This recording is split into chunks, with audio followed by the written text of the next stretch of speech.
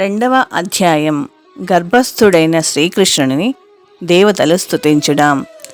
కంసుడు యదుభోజ అందక వంశాల రాజ్యములను, శూరసేనుని రాజ్యమును ఆక్రమించడమే కాకుండా ప్రలంబుడు, బకుడు, చాణూరుడు, తృణావర్తుడు, అఘాసురుడు, ముష్టికుడు, అరిష్టుడు, ద్వివిధుడు, పూతన, కేశి, ధేనుకుడు మున్నగు దానవులతో సంబంధాన్ని కూడా ఏర్పరచుకున్నాడు.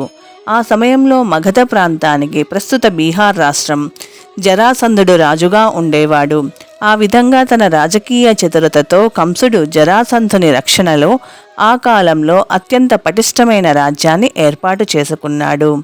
తాను బలవంతుడయ్యే విధంగా అతడు బాణాసురుడు, భౌమాసురుడు వంటి రాజులతో సంబంధాలను తయారు చేసుకున్నాడు. ఆ తరువాత అతడు శ్రీకృష్ణుడు జన్మింపనున్న యదువంశం పట్ల మిక్కిలి శత్రుత్వంతో వ్యవహరించడం మొదలుపెట్టాడు. కంసునిచే పీడితులైన యదుభోజ అందక వంశ రాజులు కురు పాంచాల దేశాలను, కేకయ, శాల్వ, విదర్భ, నిషద, విదేహ, కోసల దేశాలను ఆశ్రయించారు. యదురాజ్యంతోనూ భోజ అందక రాజ్యాలతోనూ ఐకమత్యాన్ని ఖండించి కంసుడు ఆ కాలంలో భారతవర్షమని పిలువబడే సువిశాల భూమిలో తన స్థానాన్ని పటిష్టం చేసుకున్నాడు. దేవకీ వసుదేవుల 6 పుత్రులను కంసుడు వరుసగా వధించినప్పుడు పలువురు బంధుమిత్రులు అతని చెంతకు వెళ్ళి అటువంటి హీనమైన కార్యాలు ఆపమని అతనిని అర్థించారు. కానీ వారందరూ చివరకు అతనిని పూజించువారే అయ్యారు. దేవకి 7వ మారు గర్భవతి అయినప్పుడు శ్రీకృష్ణుని ప్రధాన అంశ అయిన అనంతుడు ఆమె గర్భంలో చేరాడు. అది దేవకికి హర్ష, శోకాలు రెండింటినీ కలుగజేసింది. విష్ణు భగవానుడు గర్భంలో ప్రవేశించాడని తెలిసినందున ఆమెకు హర్షం కలిగింది. కానీ శిశువు జన్మించగానే కంసుడు అతనిని చంపుతాడని తలచి ఆమె అదే సమయంలో శోకానికి గురి అయింది. కంసుని దురాగతములచే భయభీతులైనట్టి యదువంశీయుల పట్ల కరుణాతరంగుడైన దేవాది దేవుడు శ్రీకృష్ణుడు ఆ సమయంలో యోగమాయ ఆవిర్భవించడానికి ఆదేశించాడు. శ్రీకృష్ణ భగవానుడు విశ్వాత్ముడే అయినను విశేషంగా యదుపతి అయి ఉన్నాడు. యోగమాయ భగవంతుని ప్రధాన శక్తి. పరాశక్తిర్వివిధైవ శ్రూయతే. భగవానుడు వివిధ శక్తులను కలిగి ఉన్నాడు అని వేదములందు చెప్పబడింది. ఈ శక్తులన్నీ అంతర్బాహ్యాలలో వర్తిస్తుంటాయి. వాటిలో యోగమాయ ప్రధానమైనది, సర్వదా రమణీయమైనది, అందమైన గోవులతో నిండి ఉండేది అయిన బృందావనంలో వ్రజభూమిలో ఆవిర్భవించమని భగవానుడు యోగమాయను ఆదేశించాడు.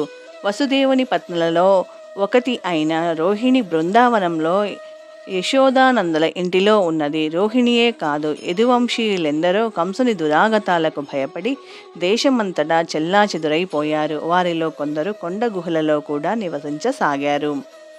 జై శ్రీకృష్ణ. భగవానుడు యోగమాయకు ఈ విధంగా తెలిపాడు. దేవకీ వసుదేవులు కంసుని చెరలో ఉన్నారు. నా అంశ అయిన శేషుడు ప్రస్తుతం దేవకి గర్భంలో ఉన్నాడు. దేవకీ గర్భస్థుడైన శేషుని నీవు రోహిణీ గర్భంలోనికి మార్చు. ఈ ఏర్పాటు తర్వాత పూర్ణ శక్తులతో నేను దేవకీ గర్భంలో ప్రవేశించి దేవకీ వసుదేవులకు పుత్రునిగా ఆవిర్భవిస్తాను. నీవు బృందావనంలో నంద యశోదలకు పుత్రికగా జన్మించగలవు. జై శ్రీకృష్ణ. నీవు సోదరిగా ఆవిర్భవింపనన్నందున, శీఘ్రముగా కోరికలను తీర్చుదానివైనందున జనులు నిన్ను గంధ, దీప, పుష్ప బలులతో పూజిస్తారు. లౌకిక సిద్ధులను కోరేవారు నిన్ను దుర్గా, భద్రకాళి, విజయ, వైష్ణవి, కుముద, చండిక, కృష్ణ, మాధవి, కన్యక, మాయ, నారాయణి, ఈశాని, శారద, అంబిక అనే వివిధ నామాలు కలిగిన రూపాలలో నిన్ను అర్చిస్తారు. జై శ్రీకృష్ణ. శ్రీకృష్ణుడు మరియు యోగమాయ సోదరుడు సోదరిగా పరమశక్తివంతుడు, పరమశక్తి స్వరూపిణిగా ఆవిర్భవించారు. శక్తిమంతునికి శక్తి భేదం లేనప్పటికీ శక్తి సర్వదా శక్తిమంతుని ఆధీనంలో ఉంటుంది. లౌకికులైన వారు శక్తి ఆరాధకులై ఉంటారు. కాగా భక్తులు శక్తిమంతుని ఆరాధిస్తారు. శ్రీకృష్ణుడు పరమశక్తివంతుడు. భౌతిక జగత్తులో దుర్గాదేవి పరమశక్తి స్వరూపిణి. నిజానికి వైదిక సంస్కృతిలో జనులు శక్తిమంతుని, శక్తిని ఇరువురిని పూజిస్తారు. అందుకే విష్ణు ఆలయాలు, దేవీ ఆలయాలు వందలు వేలాదిగా ఉన్నాయి. ఒక్కొక్కప్పుడు వారిని ఏకకాలంలో పూజించడం కూడా జరుగుతోంది. శక్తి ఆరాధకుడు అంటే శ్రీకృష్ణుని బాహ్య శక్తి అయిన దుర్గాదేవిని ఆరాధించేవాడు. అన్ని లౌకిక విజయాలను అతి సులభంగా పొందగలిగినను ఆధ్యాత్మిక ఉన్నతి కోరేవాడు కృష్ణ భక్తి భావనలో పరమశక్తివంతుని అర్చనలోనే నెలకొనాలి. జై శ్రీకృష్ణ. నా అంశ అయిన అనంతశేషుడు దేవకీ గర్భంలో ఉన్నాడు. బలవంతంగా రోహిణీ గర్భంలోనికి సంకర్షణ చేయబడిన కారణంగా అతడు సంకర్షణుడని తెలియబడుతూ ఆధ్యాత్మిక బలానికి మూలమవుతాడు. దాని చేతనే మనిషి రమణ అని పిలువబడే పరమానందాన్ని పొందగలుగుతాడు. అందువలన నా అంశ అయిన అనంతుడు తన ఆవిర్భావం తరువాత సంకర్షణుడని బలరాముడని పిలువబడతాడు అని కూడా భగవానుడు యోగమాయకు తెలియజేశాడు. జై శ్రీకృష్ణ. నాయమాత్మ బలహీనేన లభ్య అని ఉపనిషత్తుల్లో చెప్పబడింది. బలరాముని అనుగ్రహం లేనిదే ఎవరైనా ఆత్మానుభవ పరమస్థితిని చేరజాలరని దీని అర్థం. బల అంటే శారీరక బలమని కాదు. శారీరక బలంతో ఎవ్వడూ ఆధ్యాత్మిక సిద్ధిని పొందలేడు. దానికి బలరామునిచే సంకర్షణునిచే ఒసగబడే ఆధ్యాత్మిక బలం మనిషికి అవసరమవుతుంది.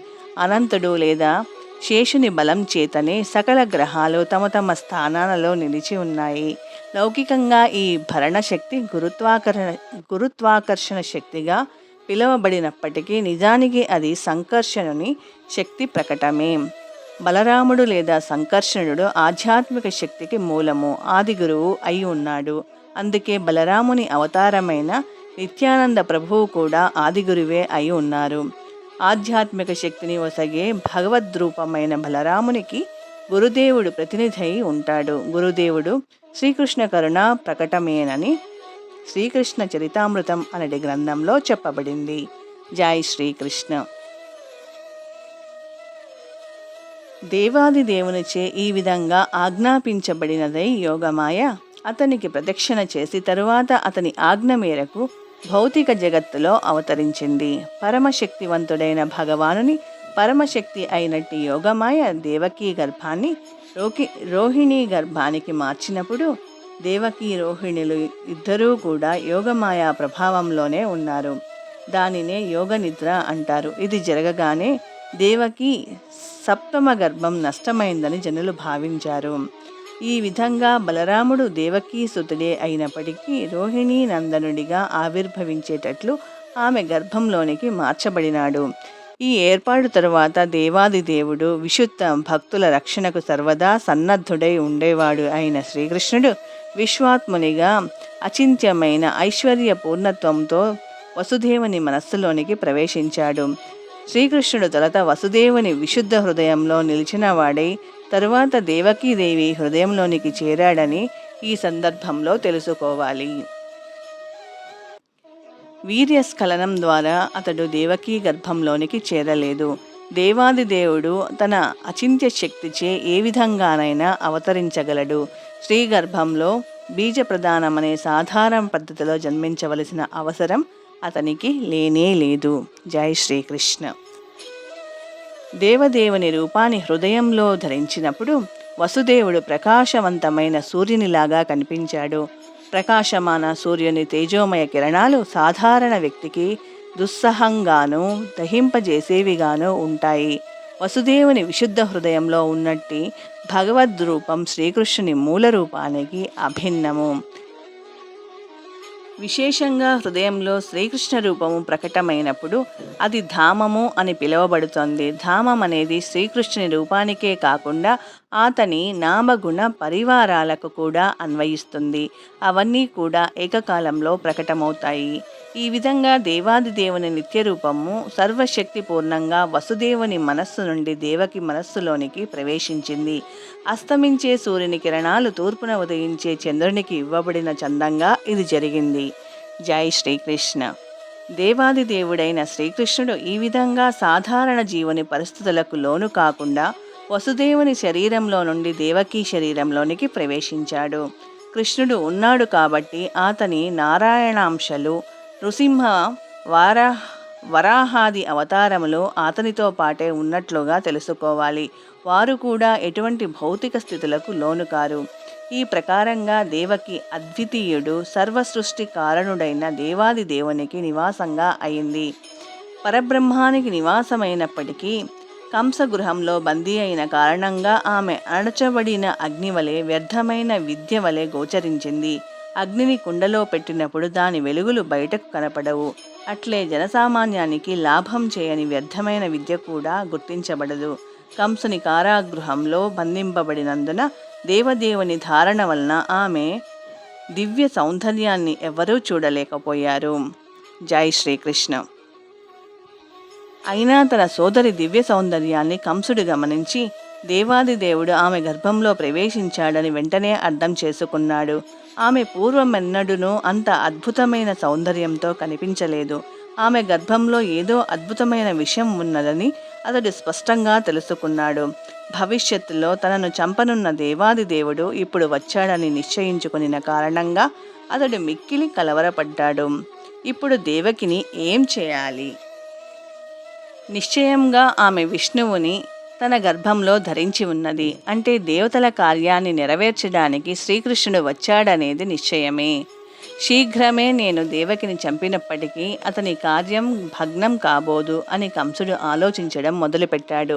విష్ణువు యొక్క ప్రయోజనాన్ని ఎవ్వడూ భగ్నం చేయలేడని కంసునికి బాగా తెలుసు. భగవన్ నియమాలు ఉల్లంఘింపరాదని బుద్ధిమంతుడు ఎవడైనా అర్థం చేసుకోగలుగుతాడు. అసురులు ఎన్ని అవాంతరాలు కలగజేసినప్పటికీ భగవంతుని ప్రయోజనం నెరవేరియే తీరుతుంది. నేనిప్పుడు దేవకిని వధిస్తే విష్ణువు తన పరమ సంకల్పాన్ని మరింత తీవ్రంగా ప్రయోగిస్తాడు. దేవకిని ఇప్పుడు చంపడం అనేది అత్యంత హేయకార్యమే అవుతోంది. ఎంతటి ఇబ్బందికర పరిస్థితిలోనైనా ఎవ్వడనూ తన ఖ్యాతిని నశింప చేసుకొనగోరడు. ఇప్పుడు నేను దేవకిని వధిస్తే నా యశస్సు నశిస్తుంది. దేవకి ఒక శ్రీ, నా ఆశ్రయంలో ఉన్నట్టిది. ఇంకనూ ఆమె గర్భవతి. ఆమెను వధిస్తే నా కీర్తి, పుణ్యం, దీర్ఘాయువు అన్నీ కూడా శీఘ్రమే నశించిపోతాయి అని కంసుడు తనలో తాను తలచాడు. జై శ్రీకృష్ణ. క్రూరాది క్రూరుడైన వ్యక్తి జీవించి ఉన్నప్పుడునో మరణించిన వానితోనే సమానము. క్రూరుడైన వ్యక్తిని తన జీవితకాలంలో ఎవ్వడూ ఇష్టపడడు. మరణానంతరం అతని జనులు శపిస్తారు. దేహాత్మ బుద్ధి కారణంగా వాడు పతనం చెంది అంధకాసుర బంధురమైన నరకంలోనికి త్రోయబడతాడు అని అతడు మరింత ఆలోచించాడు. ఆ విధంగా దేవకిని వధించడంలో గల మంచి చెడులను ఆ సమయంలో అతడు తలచాడు. జై శ్రీకృష్ణ. దేవకిని వెంటనే వధించక అనివార్యమైన భవిష్యత్ కాలానికై వేచి ఉండడానికి కంసుడు చివరకు నిర్ణయించుకున్నాడు. కానీ అతని మనస్సు భగవంతుని పట్ల వైరభావంతో నిండిపోయింది. దేవకీదేవి ఇతర సంతానాన్ని పూర్వం వధించినట్లుగా విష్ణువు వధించాలని భావిస్తూ అతడు శిశుజన్మకై ఓపికగా ఎదురుచూశాడు. ఈ విధంగా దేవదేవుని పట్ల వైరభావంతో మునిగినవాడై కంసుడు కూర్చున్నప్పుడు, నిద్రించినప్పుడు, నడుస్తున్నప్పుడు, భోజనం చేస్తున్నప్పుడు, పనులు చేస్తున్నప్పుడు, జీవిత సర్వావస్థలలో సర్వదా శ్రీకృష్ణుని, విష్ణువుని తలచడం మొదలుపెట్టాడు. భగవత్ చింతనలో అతని చిత్తం ఎంతగా లగ్నమైంది అంటే పరోక్షంగా అతడు తన చుట్టూ కేవలం కృష్ణుణ్ణి, విష్ణువునే చూడసాగాడు. మనస్సు విష్ణు చింతనలోనే పూర్తిగా లగ్నమైనప్పటికీ దురదృష్టవశాత్తు శత్రువుగా కృష్ణుని తలచిన కారణంగా అతడు భక్తునిగా గుర్తింపబడలేదు. మహాభక్తుని మనస్సు కూడా కృష్ణుని యందే సర్వదా లగ్నమైనప్పుడు అతడు ఆ దేవదేవుని స్మరించేది అనుకూలంగానే కానీ ప్రతికూలంగా కాదు. అనుకూలమైన కృష్ణ స్మరణమే కృష్ణ భక్తి భావనము, కానీ ప్రతికూలంగా చేసే కృష్ణ స్మరణం కృష్ణ భక్తి కానేరదు. జై శ్రీకృష్ణ. ఆ సమయంలో నారదాది ఋషులను, పలువురు దేవతలను కూడి బ్రహ్మరుద్రులు కంసగృహంలో ప్రత్యక్షమయ్యారు. భక్తులకు ప్రీతికరమైనవి, వారి సకలాభీష్టాలకు నెరవేర్చేవి అయిన ఉత్తమ శ్లోకాలతో వారు దేవాది దేవుణ్ణి స్తుతించడం మొదలుపెట్టారు. భగవంతుడు సత్యవ్రతుడని వారు మొట్టమొదటగా పలికారు. భగవద్గీతలో చెప్పబడినట్లు పుణ్యులను రక్షించడానికి, పాపులను శిక్షింపజేయడానికి శ్రీకృష్ణుడు ఈ భౌతిక జగత్తులో అవతరిస్తాడు. అది అతని వ్రతము. తన వ్రతాన్ని నెరవేర్చడానికై భగవంతుడు దేవకీ గర్భంలో నివాసాన్ని పొందాడని దేవతలు తెలుసుకోగలిగారు. తరువాత దేవతలు భగవంతుని సత్యం, పరం, పరమ సత్యం అని సంబోధించారు. ప్రతి ఒక్కరూ సత్యాన్వేషణలోనే ఉన్నారు. అదే తాత్విక జీవన విధానము. ఆ పరమ సత్యము శ్రీకృష్ణుడియే అని దేవతలు చెప్పారు. భక్తి పరాయణుడైన వాడు పరమ సత్యాన్ని పొందగలుగుతాడు. సాపేక్ష సత్యము వలె కాకుండా కాలముల యొక్క 3 దశలలో నిత్యమై ఉన్న కారణంగా శ్రీకృష్ణుడు పరమ సత్యమై ఉన్నాడు. కాలము భూత్, భవిష్యత్, వర్తమానములుగా విభజింపబడుతోంది. ఈ భూత, భవిష్యత్, వర్తమానములలో సర్వదా శ్రీకృష్ణుడు సత్యమై ఉన్నాడు. ఈ భౌతిక జగత్తులో ప్రతి విషయం భూత, భవిష్యత్, వర్తమానములుగా పరమకాలముచే నియంత్రించబడుతోంది. కానీ సృష్టికి పూర్వం శ్రీకృష్ణుడు ఉన్నాడు. సృష్టి జరిగినప్పుడు సమస్తము శ్రీకృష్ణులోనే విలసితమై ఉంది. సృష్టి నశించినప్పుడు శ్రీకృష్ణుడు మిగిలే ఉంటాడు. కాబట్టే అతడు అన్ని పరిస్థితులలోనూ పరమ సత్యమని చెప్పబడ్డాడు. భౌతిక జగత్తులో ఏదేని సత్యం ఉంటే అది పరమ సత్యమైన శ్రీకృష్ణుడి నుండే ఉద్భవిస్తోంది. ఈ జగత్తులో, ఈ భౌతిక జగత్తులో ఏదేని ఐశ్వర్యము అన్నది ఉంటే ఆ ఐశ్వర్య కారణం శ్రీకృష్ణుడే. ఈ భౌతిక జగత్తులో ఏదేని యశస్సు అనేది ఉంటే దాని కారణం శ్రీకృష్ణుడే. ఈ జగత్తులో ఏదేని బలము అనేది ఉంటే అట్టి బల కారణము కూడా శ్రీకృష్ణుడే. ఈ జగత్తులో ఏదేని విద్య, జ్ఞానం అనేది ఉంటే వాటి కారణం కూడా శ్రీకృష్ణుడే అవుతాడు. కనుక సకల సాపేక్ష సత్యాలకు శ్రీకృష్ణుడే మూలము. జై శ్రీకృష్ణ. ఈ జగత్తు పృథ్వీ, జలము, అగ్ని, వాయువు, ఆకాశం అనే 5 ప్రధాన తత్వాలతో తయారైంది. ఈ తత్వాలన్నీ శ్రీకృష్ణుడి నుండి వచ్చినవే. ఈ 5 ప్రధాన తత్వాలే భౌతిక ప్రకటానికి కారణమని శాస్త్రజ్ఞులు అంగీకరిస్తారు. కానీ ఈ తత్వాలు తమ స్థూల, సూక్ష్మ స్థితులలో శ్రీకృష్ణుని చేతనే తయారైనాయి. ఈ భౌతిక జగత్తులో పనిచేసే జీవులు అతని తటస్థ శక్తి స్వరూపాలు. భగవద్గీతలోని 7వ అధ్యాయంలో స్పష్టంగా తెలుపబడినట్లు సమస్త జగత్తు శ్రీకృష్ణుని ఉన్నత న్యూన శక్తుల కలయికే అయి ఉన్నది. జీవులు ఉన్నత శక్తి స్వరూపములు కాగా జడమైన భౌతిక తత్వాలు భగవానుని న్యూన శక్తి. నిద్రాణ స్థితిలో ప్రతిదీ శ్రీకృష్ణుల్లోనే నిలిచి ఉంటుంది. జై శ్రీకృష్ణ. భౌతిక ప్రకటము యొక్క విశ్లేషణాత్మక అధ్యయనముచే దేవాది దేవుడు అగు శ్రీకృష్ణుని స్తుతిని దేవతలు కొనసాగించారు.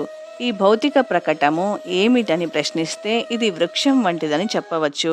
వృక్షము నేలపై నిలిచి ఉంటుంది. అదేవిధంగా దేహం అనే వృక్షము ప్రకృతి అనే నేలపై నిలిచి ఉంది. కాలక్రమంలో చెట్టు చివరగా కొట్టివేయబడుతుంది. కాబట్టే దేహము చెట్టుతో పోల్చబడింది. చెట్టును వృక్షమని కూడా పిలుస్తారు. వృక్షం అంటే తుట్టతుడకు కొట్టివేయబడేదని అర్థము. కనుక ఈ దేహం అనే వృక్షాన్ని చరమసత్యంగా స్వీకరించలేము. ఎందుకంటే అది కాల ప్రభావానికి గురి అవుతుంది. కానీ శ్రీకృష్ణుని దేహం నిత్యమైనది. అతడు భౌతిక జగత్తు ప్రకటానికి పూర్వమే ఉన్నాడు.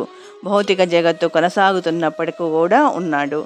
భౌతిక జగత్తు లయించిన తర్వాత కూడా ఉంటాడు. అందుకే కేవలం శ్రీకృష్ణుడినే పరమసత్యంగా అంగీకరించవలసి వస్తుంది. జై శ్రీకృష్ణ. ప్రకృతి అనే నేలపై నిలిచిన దేహం అనే వృక్షం యొక్క ఉపమానాన్ని కఠోపనిషత్తు కూడా ఉదహరించింది. ఈ చెట్టుకు సుఖదుఖాలే 2 రకాల ఫలాలు ఉన్నాయి. దేహం అనే ఈ వృక్షంపై నివసించేవారు 2 పక్షుల్లాగా ఉన్నారు. ఒక పక్షి శ్రీకృష్ణుని హృదయ స్వరూపమైన పరమాత్ముడు, ఇంకొక పక్షి జీవుడు. జీవుడు ఈ వృక్ష ఫలాలను తింటున్నాడు. ఒకప్పుడు అతడు సుఖ ఫలాలను తింటాడు, మరొకప్పుడు దుఃఖ ఫలాలను అనుభవిస్తాడు. కానీ ఇంకొక పక్షి ఆత్మ సంతుష్టి కలది కనుక సుఖ దుఃఖ ఫలాలను ఆరగించడంలో ఇష్టం చూపదు. దేహం అనే వృక్షంపైనున్న ఒక పక్షి ఫలాలను తింటుంటే వేరొక పక్షి కేవలం సాక్షిగా చూస్తోందని కఠోపనిషత్ పలికింది. ఈ వృక్ష మూలాలు 3 దిక్కుల్లో వ్యాపించి ఉంటాయి. అంటే సత్వ, రజ, తమో గుణాలనే త్రిగుణాలే ఈ వృక్ష మూలాలు. వృక్షమూలం వ్యాపించినట్లుగా ప్రకృతి గుణ సాంగత్యముచే మనిషి సంసారాన్ని విస్తరింపజేసుకుంటాడు. ధర్మము, అర్థము, కామము, చరమముగా మోక్షము అనేవి 4 ఫలరసములు. త్రిగుణములతో వివిధ సాంగత్యాన్ని బట్టి జీవులు నానా రకాలైన ధర్మార్థ కామ మోక్షాలను రుచి చూస్తారు. దాదాపుగా సమస్త లౌకిక కార్యము తమోగుణంతోనే కప్పబడుతోంది. ఈ భౌతిక ఫలాల రసము 5 ఇంద్రియముల ద్వారా గ్రహించబడుతోంది. ఈ 5 ఇంద్రియాలను శోకము, మోహము, ముసలితనము, మృత్యువు, ఆకలి, దప్పిక అనే 6 రకాలైన కొరడా దెబ్బలకు గురవుతాయి. భౌతిక దేహము త్వక్కు, రక్తము, మాంసము, మేధస్సు, అస్థులు, మజ్జ, వీర్యము అనే 7 పొరలచే కప్పబడి ఉంటుంది. పృథ్వీ, జలము, అగ్ని, వాయువు, ఆకాశము, మనస్సు, బుద్ధి, అహంకారం అనేవి ఈ వృక్షం యొక్క 8 శాఖలు. 2 కళ్ళు, 2 నాసికా రంధ్రములు, నోరు, ఉపస్థము, గుదము అనేవి ఈ దేహమునకు 9 ద్వారములు. ప్రాణము, అపానము, ఉదానము, వ్యానము, సమానము వంటి 10 రకాలైన వాయువులు ఈ దేహంలో చరిస్తుంటాయి. పైన వివరించినట్లుగా ఈ వృక్షంపై కూర్చొని ఉన్నట్టి 2 పక్షులలో ఒకటి జీవుడు, ఇంకొకటి హృదయస్థ పరమాత్ముడు. జై శ్రీకృష్ణ. ఇచ్చట వర్ణింపబడిన భౌతిక జగత్తునకు మూల కారణము భగవంతుడే. భగవద్ జగత్తు యొక్క త్రిగుణ పాలన కొరకు స్వయంగా భగవంతుడే విస్తరిస్తాడు. విష్ణువు సత్వగుణాధిపతి కాగా బ్రహ్మదేవుడు రజోగుణమునకు, శివుడు తమోగుణమునకు అధిపతులు. రజోగుణం ద్వారా బ్రహ్మ ఈ జగత్తును సృష్టిస్తాడు. సత్వగుణం ద్వారా విష్ణు భగవానుడు దీన్ని పోషిస్తాడు. తమోగుణం ద్వారా శివుడు దీనిని లయింపజేస్తాడు. సమస్త సృష్టి పరమ చరముగా భగవంతుని యందే నెలకొని ఉంటుంది. సృష్టి స్థితి లయాలకు ఆతడే కారణము. సమస్త సృష్టి లయించినప్పుడు సూక్ష్మ రూపంలో అది భగవత్ శక్తిగా ఆతని దేహంలోనే నిలిచి ఉంటుంది. జై శ్రీకృష్ణ. ఈ జగత్తు యొక్క పోషణ కొరకే దేవాది దేవుడగు శ్రీకృష్ణుడు అవతరించబోతున్నాడు. నిజానికి పరమకారణం ఒక్కటే అయినను త్రిగుణములచే మోహితులైన అల్పబుద్ధులు ఈ భౌతిక జగత్తు వివిధ కారణాల చేత ప్రకటమైనట్లుగా చూస్తారు. కానీ బుద్ధిమంతులైన వారు దీనికి శ్రీకృష్ణుడొక్కడే కారణమైనట్లు చూడగలరు అని దేవతలు స్తుతించారు. ఈశ్వర పరమ కృష్ణ సర్వకారణ కారణం. దేవదేవుడైన శ్రీకృష్ణుడే సర్వకారణ కారణుడు అని బ్రహ్మ సంహితలో చెప్పబడింది. బ్రహ్మదేవుడు సృష్టి కార్యానికై నియమింపబడిన ప్రతినిధి. విష్ణువు పోషణ కొరకై ఉన్నట్టి కృష్ణాంశ, శివుడు విలయం కొరకు ఉన్నట్టి శ్రీకృష్ణ విస్తారము. దేవా, నీ నిత్యమైన రూపాన్ని తెలుసుకోవడం అత్యంత కఠినము. జనసామాన్యము నీ అసలైన రూపాన్ని తెలుసుకోవడానికి అసమర్థులు కనుకనే నీ మూల రూపాన్ని ప్రదర్శించడానికి నీవు స్వయంగా అవతరిస్తున్నావు. నీ వివిధ అవతారములను జనులు ఏదో ఒక రకంగా తెలుసుకోగలుగుతారు. కానీ ద్విభుజధారి అయి మానవుల్లో ఒకనిగా చరించే నిత్య కృష్ణ రూపాన్ని తెలుసుకోవడంలో వారు విభ్రమకు లోనవుతారు. ఈ నిత్య రూపము భక్తులకు నిరంతరం వృద్ధి చెందే దివ్యానందమును వసగగా అభక్తులకు అతి ప్రమాదకరమై ఉంటుంది అని దేవతలు స్తుతించసాగారు. భగవద్గీతలో తెలిపినట్లు శ్రీకృష్ణ భగవానుడు సాధువులకు పరమ ప్రియమైనవాడు. పరిత్రాణాయ సాధూనాం. కానీ దానవులకు ఈ రూపము అత్యంత ప్రమాదకరమైంది. ఎందుకంటే శ్రీకృష్ణుడు అవతరించేది దానవ సంహారానికి కూడా అయి ఉంటుంది. అంటే ఆ దేవాది దేవుడి ఏకకాలంలో భక్తులకు ఆనందకారకుడు, దానవులకు ప్రమాదకరుడు అయి ఉంటాడు. జై శ్రీకృష్ణ. కమలనయన, విశుద్ధ తత్వగుణానికి నీవే మూలము. నీ పాద పద్మ దివ్య ధ్యానములో నెలకొని ఆ విధంగా నీ చెంతయందే లగ్నమైనట్టి పలువురు సాధువులు ప్రకృతిచే సృష్టించబడిన సంసార మహాసాగరాన్ని అవలీలగా దూడ పాద ముద్రలోని జలముగా మార్చివేయగలిగారు. పాదపద్మాలు మొదలుకొని భగవంతునిపై మనస్సును లగ్నం చేయడమే ధ్యానం యొక్క ప్రయోజనము. కేవలం భగవత్ పాద పద్మ ధ్యానము చేత సంసార మహాసాగరాన్ని సాధుజనులు ఎటువంటి కష్టం లేకుండా దాటగలుగుతారు. జై శ్రీకృష్ణ. ఓ స్వప్రకాశుడా, నీ పాదపద్మములనే దివ్య నౌక సహాయంతో అవిద్యాసాగరాన్ని దాటినట్టి సాధుపురుషులు ఆ నావను తీసుకొని వెళ్ళిపోలేదు. అది ఇంకా ఈ తీరంలోనే ఉన్నది. మనిషి నది దాటినప్పుడు నావ కూడా నది యొక్క ఆవలి ఒడ్డుకు వెళ్ళిపోతుంది. ఆ విధంగా అతడు తన గమ్యాన్ని చేరినప్పుడు అదే నావ ఇంకనూ ఈ పక్కనే ఉన్నట్టి వారికి ఏ విధంగా లభ్యమై ఉంటుంది?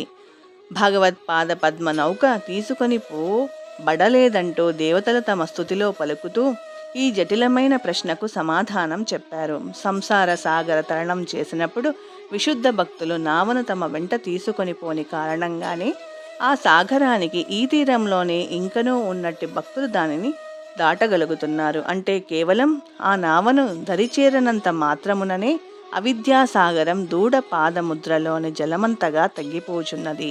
కాబట్టి ఆవలి ఒడ్డును చేరడానికి భక్తులకు నావను తీసుకొని పోవలసిన అవసరం ఉండదు. అవలీలగా వారు ఆ జలాన్ని దాటగలుగుతున్నారు. సాధుజనులు బద్ధజీవుల పట్ల కరుణను కలిగి ఉంటారు కనుకనే ఆ నావ ఇంకనూ ఈ ప్రక్కనే ఉన్నది. ఇంకో విధంగా చెప్పాలంటే మనిషి భగవత్పాద పద్మాలను ఎప్పుడైనా ధ్యానించవచ్చును. ఆ విధంగా చేయడం ద్వారా అతడు సంసార మహాసాగరాన్ని దాటగలుగుతాడు. జై శ్రీకృష్ణ. ధ్యానం అంటే భగవత్పాద పద్మాలపై మనస్సును సంలగ్నం చెందడము. పాదపద్మాలు భగవంతునికి సూచకము. కానీ నిరాకారవాదులు భగవత్పాద పద్మాలను గుర్తించరు.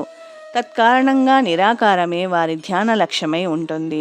ఏదో శూన్యాన్ని, నిరాకారాన్ని ధ్యానించడంలో ఇష్టత కలిగిన వ్యక్తులు అవిద్యాసాగరాన్ని దాటలేరంటూ దేవతలు తమ పరిపక్వమైన తీర్పును తెలియజేశారు.